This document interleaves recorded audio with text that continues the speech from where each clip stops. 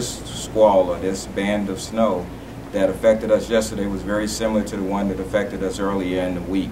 Whereas that it was hard for even the experts to predict where and how that band was going to rest and where it would rest and at what rate it would travel through our area. And the best that we can hope for, and which I know because I witnessed it myself firsthand, our state highway partners are up against Mother Nature at that point, because they now have to compete against that rate of snow, the winds and the cold air that they were dealing with at the time, and for their abrasive material to be able to work and be efficient in those type of situations. So we have a whole lot of there's a whole lot of mix of things that go into making sure that the roads are safe. I can tell you undoubtedly there was no question from all of our partners in this situation here, as we monitored this band here throughout the morning, throughout the afternoon. It was not quite as significant to us as we had just been exposed to earlier during the week, but nevertheless we had several of our units that were deployed to that area, that were out there trying to work crashes, make sure that the interstate was clear, make sure that we didn't have stranded motorists that needed to get to warmer shelters, things of that nature. And our state highway partners were aggressively out there trying to do the best they could to treat that environment, but as quickly as they could travel through there 3 or 4 abreast with their plow trucks at that rate that the snow was coming in, was what part of that kind of helped that scenario be created yesterday. You then go, ladies and gentlemen, from an environment where people are traveling from the west to the east into this band of snow. As they travel into this area, they are traveling at highway speeds at that point, because the surface dictates that they could probably travel at normal highway speeds. And when you get confronted with that band of snow and you come right into it at those types of speeds, unfortunately, if your vehicle don't react right, or you don't react right in your vehicle, yeah, we have unfortunate situations like this that will occur. It'll live with us forever. Yeah, that's something that you'll never forget. The state police out there, the paramedics, you know, nothing against the press. You guys look for stuff like this. We don't. You guys go to your next story. This will live with us forever. We're lucky that there wasn't 20 people dead and 3 people injured. When you're out there, I try to make it kind of like a personal thing. You talk to the people. There's times we'll show up, and it was such a devastating scene.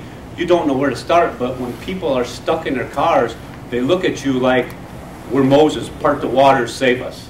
We can't show no fear or panic out there, so we just start doing it. And what I try to do, I try to get their minds off it. I personally start talking to them. I got to know some young lady out there. Her name was Judy. I told her, I said, I'm going to make you my priority, Judy, to get you out of this car. I took off my Nomax hood, put it on her to keep her warm. We went and got some blankets from the medics. We covered her up. We moved on to the next one. I got to know another young man out there. His name was Jeff. This was the worst scenario we had out there. The semis, he was encased in semis. He was on top of a car.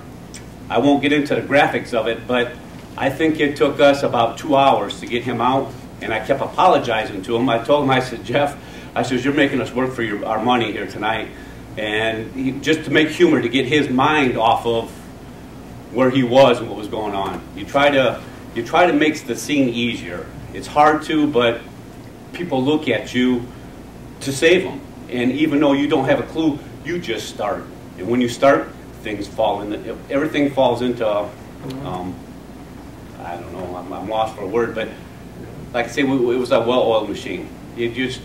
Everybody knew what they had to do out there. There were people in cars that you couldn't even see. Yeah. And then we had some fatalities out there. Those are the worst, you know, because you sit there and they're the last ones to get out, but you know they're there. But you got to do it. Somebody's got to do it.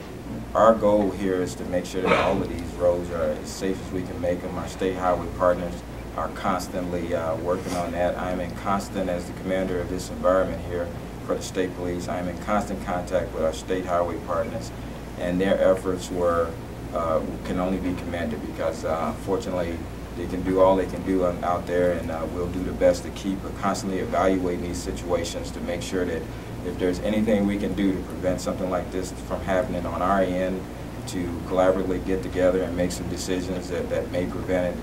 But unfortunately, with the way this band came in on us and the way that squall came and settled in on the area, nor did the motoring public have an opportunity to respond to it, as well as we had units and our state highway partners there responding to it. They were physically already there. We literally had troopers right there in that immediate area as this crash took place, and even then it was hopeless for them.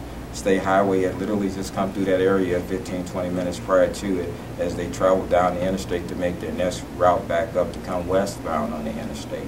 So the efforts were truly there.